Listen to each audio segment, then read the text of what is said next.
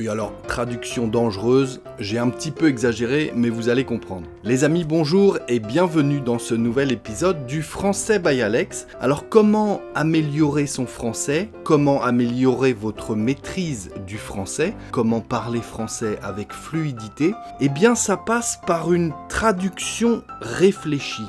Je dis ça parce que le premier réflexe que l'on a quand on ne comprend pas un mot, quand on ne comprend pas ce qu'on entend dans la bouche d'un natif, c'est de traduire littéralement l'expression qu'on entend. Littéralement, les mots tels qu'on les connaît au sens premier. Le but de cette leçon, c'est de vous apprendre 10 mots, 10 petites expressions, vous allez voir, très utiles à connaître en français parce que certaines d'entre elles, certaines d'entre eux, ces mots, sont des connecteurs logiques pour structurer, pour articuler votre argumentation quand vous défendez votre opinion. Et j'ai appelé ça des traductions dangereuses, en quelque sorte, parce que ça n'a rien à voir avec le sens premier de ces mots que vous connaissez peut-être. J'ai 10 exemples pour vous aujourd'hui. Concentrez-vous bien, un papier, un crayon, activez les sous-titres si vous en avez besoin, et nous sommes partis avec ce premier exemple. Par ailleurs, alors ça c'est justement un connecteur logique pour apporter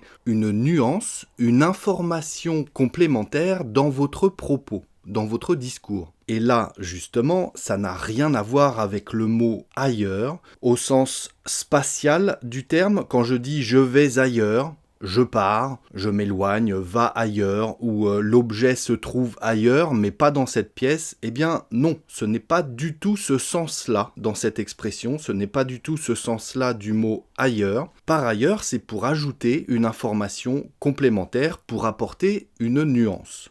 Cette maison est très spacieuse, elle est très grande, et par ailleurs, elle est très bien située. Son emplacement est parfait. Cette maison est très grande, elle est spacieuse, très agréable à vivre, et par ailleurs, elle est très bien située. Et en plus, elle est très bien située. C'est pour ajouter une information complémentaire. Deuxième exemple, à propos. Rien à voir avec un propos, dans le sens discours. À propos, ça sert à introduire un sujet ou une idée qui est liée à ce qui précède, à ce qui vient d'être dit. Donc, rien à voir avec propos dans le sens discours. Oui, tes parents sont vraiment très gentils. À propos, tu as pensé à les appeler pour le dîner de ce soir? Tes parents sont très gentils, oui, je sais, en effet, tu as raison, ils sont vraiment adorables. Oh, à propos, c'est une idée liée aux parents. Vous allez ajouter quelque chose en rapport avec les parents. On vient de dire qu'ils étaient très gentils, qu'ils étaient adorables. Et à propos, as-tu pensé à les appeler pour le dîner ce soir? À propos, c'est pour ajouter quelque chose en rapport à ce qui vient d'être dit. Ça n'a rien à voir avec un propos, un discours. Troisième exemple, à la rigueur. À la rigueur. Ça signifie si vraiment nécessaire ou à la limite. Ouais, ok, à la limite, je pourrais faire ça. À la rigueur, je pourrais faire ça. Mais ça n'a rien à voir avec le mot rigueur. Avec rigueur. Faire quelque chose avec rigueur, c'est avec sérieux. Être consciencieux, c'est, travailler avec rigueur, en quelque sorte. Eh bien, ça n'a rien à voir. Ici, à la rigueur, ça signifie à la limite, si vraiment nécessaire. Honnêtement, je préférerais y aller en voiture. Mais bon, on peut éventuellement y aller en train, à la rigueur, si vraiment nécessaire, si vraiment on n'a pas le choix. Quatrième exemple, tout à fait. Tout à fait, c'est pour exprimer un accord total ou une confirmation. Ça peut vouloir dire oui, tout simplement. Oui, tout à fait. Je confirme, je valide, je suis d'accord. Tout à fait. Et ça n'a rien à voir avec le mot fait. Un fait ou le verbe faire ou je ne sais quoi, rien à voir. Tout à fait, ça veut dire oui. Ça veut dire que vous êtes d'accord. Vous validez. Oui, tu as raison. C'est tout à fait ce que je voulais dire. C'est exactement ce que je voulais dire. Je suis absolument d'accord avec toi. Oui, tout à fait. C'est exactement ce que je voulais dire. Tout à fait. Le cinquième, à force. C'est souvent à force de. À force. C'est pour indiquer qu'un résultat a été obtenu par répétition ou persévérance. À force de faire quelque chose, eh bien, c'est à force de répéter cette action, on est arrivé à un résultat positif ou négatif d'ailleurs. À force. Et ça n'a rien à voir avec le mot force au sens physique. La force, être fort, rien à voir. À force de faire quelque chose, c'est à force de répéter une action. À force de pratiquer, les amis, vous allez y arriver, hein, à force de pratiquer. Après de multiples répétitions, avec persévérance, vous allez y arriver, à force de pratiquer. 5e exemple, n'empêche que. N'empêche que ça n'a rien à voir avec le verbe empêcher de faire quelque chose, par exemple. N'empêche que ça introduit une concession ou une opposition à ce qui vient d'être dit. C'est un connecteur logique également. N'empêche que. Rien à voir avec le verbe empêcher. Ouais, il pleut à torrent depuis ce matin et depuis très tôt ce matin. N'empêche que je suis allé courir, j'ai fait mes 10 km. Il pleut depuis ce matin, n'empêche que je suis quand même allé courir. N'empêche que, malgré la pluie, je suis quand même allé courir. N'empêche. Rien à voir avec le verbe empêcher. Le 7e, à peine. À peine. À peine, ça n'a rien à voir avec le mot peine. Hein, la peine. La tristesse. Non. À peine, ça indique quelque chose de très juste ou à peine suffisant en quelque sorte, en très petite quantité. Ça n'a rien à voir avec la tristesse, avec la peine. Est-ce que j'ai l'heure ? Oui, il est à peine 8 heures. Tout juste, il est à peine 8 heures.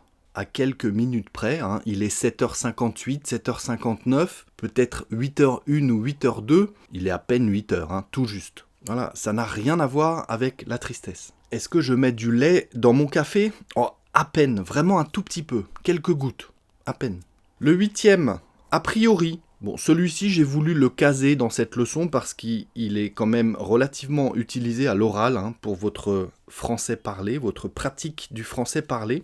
A priori, ça indique qu'on est presque sûr, mais bon, il peut y avoir un petit doute quand même. Si tout se passe bien, écoute, oui, a priori, tout semble en ordre, le calme est revenu, a priori, tout va bien, mais on reste vigilant quand même. A priori, tout va bien, on est presque sûr, mais pas tout à fait. Hein. Oui, a priori, tout va bien, sauf surprise, hein, sauf malentendu, mais a priori, tout va bien. Il semblerait que... blablabla, a priori. Le 9e, le fameux « du coup ». Je vais me faire insulter dans les commentaires comme dans cette leçon « du coup ». J'ai bloqué beaucoup de messages dans cette leçon dans les commentaires parce que les défenseurs de la magnifique langue française, les puristes, hein, détestent le « du coup ».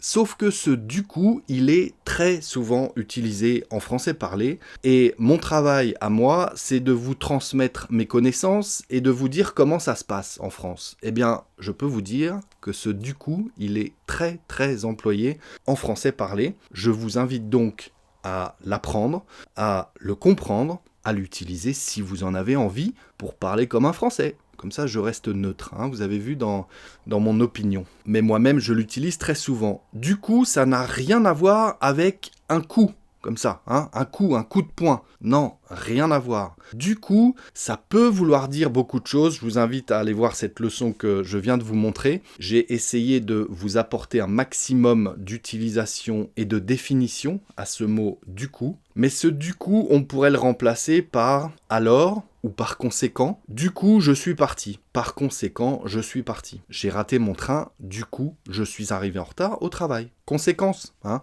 J'ai raté mon train, par conséquent, je suis arrivé en retard au travail. On dira du coup, et ça n'a rien à voir avec un coup qu'on reçoit ou un coup qu'on donne.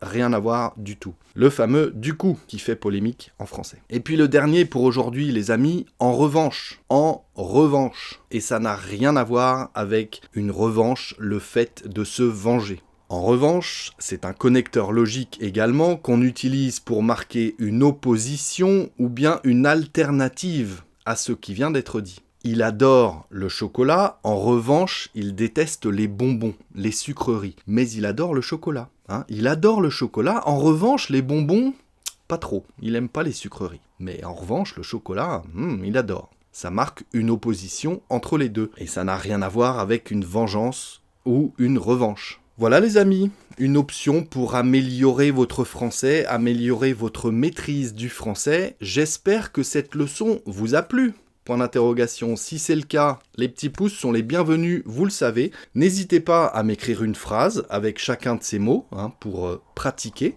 Pensez à vous abonner si ce n'est pas déjà fait. Activez la cloche pour recevoir une notification à chaque nouvelle parution. Ceux qui veulent venir discuter avec moi sur Zoom ou sur Skype, Le lien est en description pour venir pratiquer avec un natif que je suis.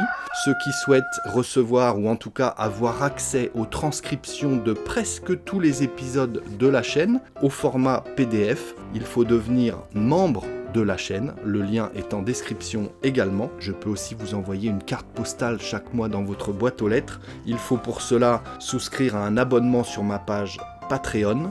Le lien est en description. Et puis si vous voulez continuer, ceux qui en veulent encore une autre leçon, eh bien je vous invite à me suivre dans celle-ci. À très bientôt les amis, ciao.